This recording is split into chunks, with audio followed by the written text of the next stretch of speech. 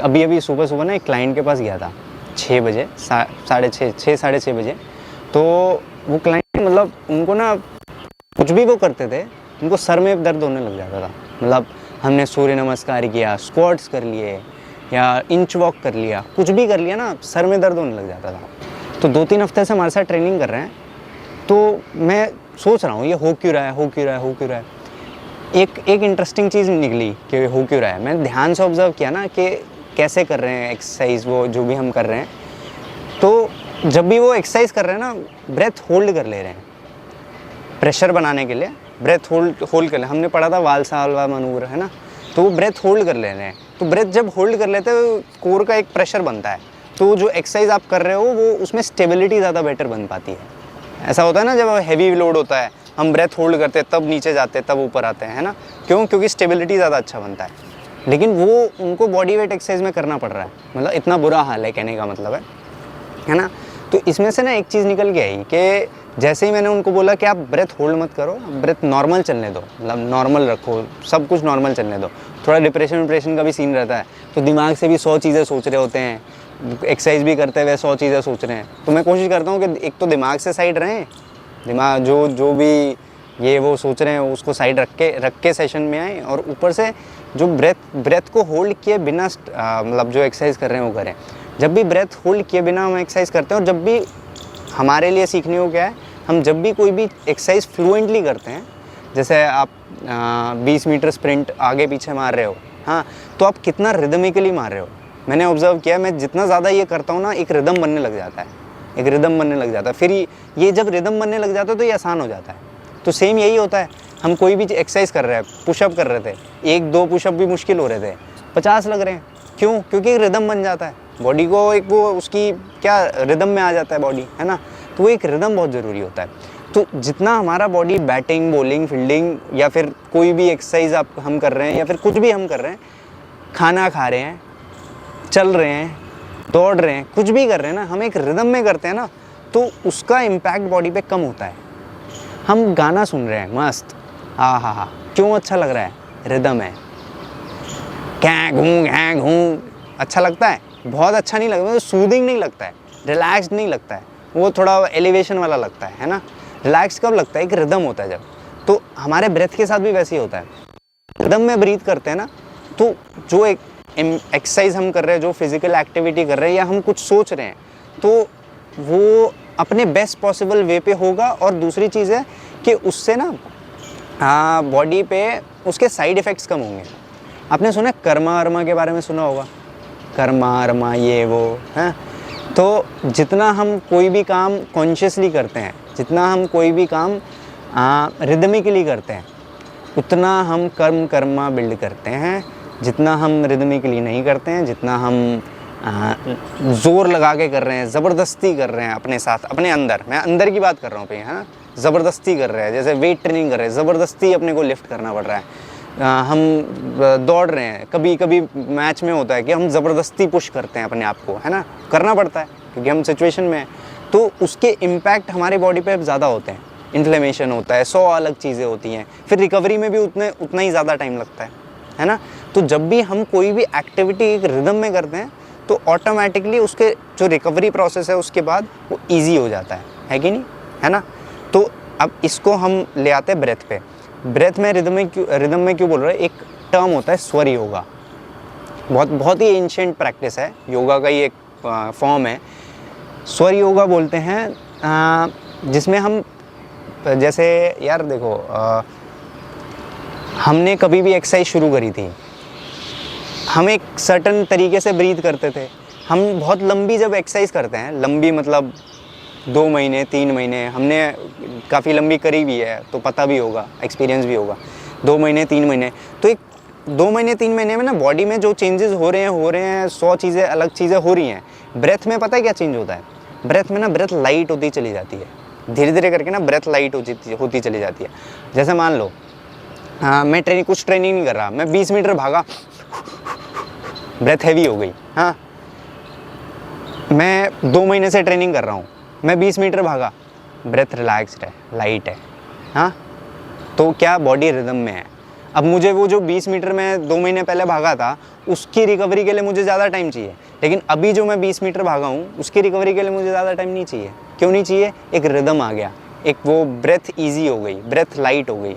तो अपने का यही स्वर योगा का यही गोल होता है कि हम ब्रेथ को कैसे लाइट करते चले जाएं। तो वो जो क्लाइंट है मैं उनको यही बता रहा हूँ कि आप ब्रेथ को कैसे लाइट करते चले जाओ। आप क्या खाओ जिससे ब्रेथ आपकी लाइट हो, आप क्या पियो जिससे ब्रेथ आपकी लाइट हो, आप क्या सोचो क्या फील करो जिससे ब्रेथ आपकी लाइट हो। जितना at the end of the day या अगले दिन सुबह उठ के आपको ब्रेथ जितना लाइट फील हो रहा है ना, उतना आपका रिकवरी प्रोसेस, उतना आपका रिहैब प्रोसेस, रिलैक्सेशन उतना बेटर होगा। आपका हेल्थ आपके हाथ में रहेगा अगर ब्रेथ लाइट है तो। अगर ब्रेथ हैवी है ना, मतलब मैंने ऑब्ज़र्व किया है, मैं एक बंदा था, उनका सप्लीमेंट का कंपनी, मैंने शायद 1-2 तुझे बताया था, उनका सप्लीमेंट का कंपनी है अपना। तो वो ना कार्निवोर डाइट पे थे। कार्निवोर डाइट समझे? सिर्फ मीट, सिर्फ ये, सिर्फ वो और कुछ नहीं। हाँ, तो ड्यूरिंग दैट टाइम ना वो 21 दिन या 1 महीने के आसपास का उन्होंने डाइट फॉलो किया था। तो मैं उनके साथ, हम मैच वगैरह खेलने जाते थे गुड़गांव, है ना, तो संडे गाड़ी में मस्त 50 किलोमीटर ट्रैवल करते थे। तो मैं बगल में बैठा रहता था और मैं ऑब्ज़र्व करता था कि ये ब्रीथ कैसे कर रहे हैं। और वो ना मुझे उनकी ब्रेथ और मेरी ब्रेथ में ना ज़मीन आसमान का फ़र्क दिखता था। क्या कि वो ब्रेथ ना, उनको ब्रेथ लेने में ना ज़ोर लग रहा होता है, मेरे को ब्रेथ लेने में मैं मस्त बैठा हूँ, कोई दिक्कत नहीं। हाँ, तो क्या इससे क्या पता चल रहा है कि उनको जो नॉर्मल प्रोसेस हैं बॉडी के, जो भी ब्रेथ लेना, रेस्पिरेशन, डाइजेशन, ये सब चीज़ें हैं, उसमें ज़ोर ज़्यादा लग रहा है, एनर्जी ज़्यादा कंज्यूम करनी पड़ रही है, ज़्यादा लगानी पड़ रही है वो छोटी छोटी चीज़ें के लिए।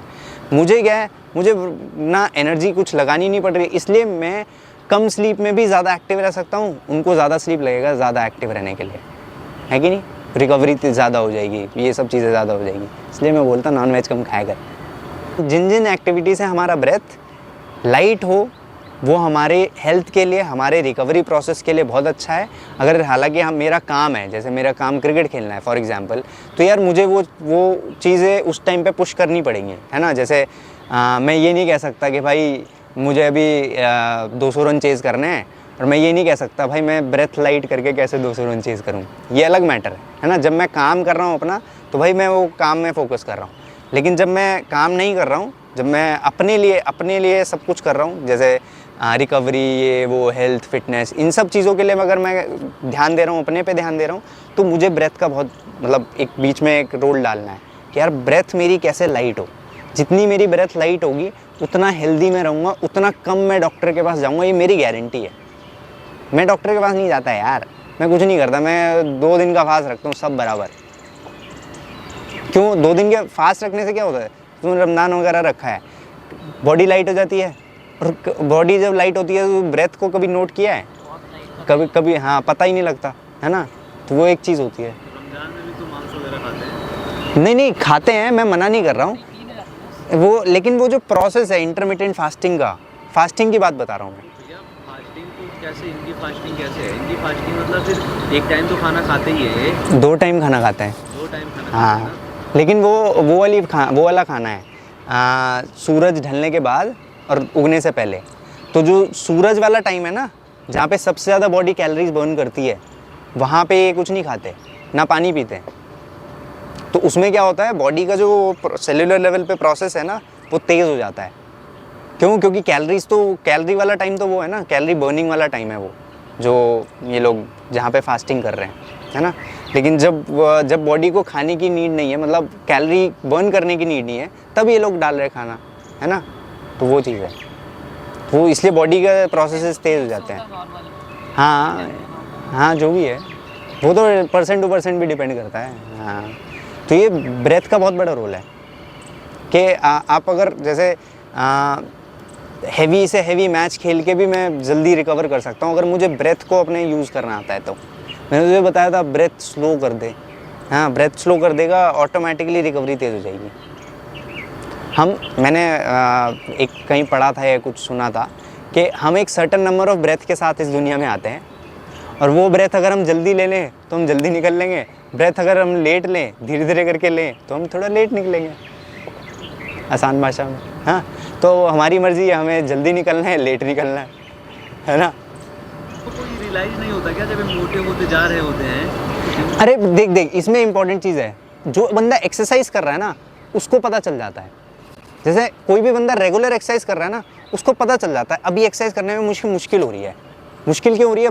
ब्रीदिंग हैवी हो गई है। ब्रीदिंग सबसे पहली चीज़ पता है क्या होती है? कोई अनफिट होने के रास्ते पे सबसे पहली चीज़ पता है क्या होती है? ब्रीदिंग हैवी होने लग जाती है, स्टिफनेस ज़्यादा आने लग जाती है, उसके बाद 2-3 अलग चीज़ें और होती हैं, फिर मसल लॉस शुरू हो जाता है, फैट गेन शुरू हो जाता है। तो फैट गेन मसल लॉस सबसे लास्ट में होता है, पहले फ्लेक्सिबिलिटी जाती है, ब्रीदिंग हैवी होने लग जाती है, डाइजेशन इशूज़ वगैरह अगर आए तो आए, डिपेंडिंग ऑन पर्सन। तो ये चीज़ें पहले आती हैं। अगर कोई भी बंदा हाई इंटेंस एक्टिविटी कर रहा है ना, कोई भी बंदा क्रिकेट खेल रहा है, कोई स्पोर्ट खेल रहा है, एक्सरसाइज डेली कर रहा है, तो भाई उसको पता चल जाएगा मैं कितने गड्ढे पे हूँ, कितने गड्ढे में जा रहा हूँ, हैं।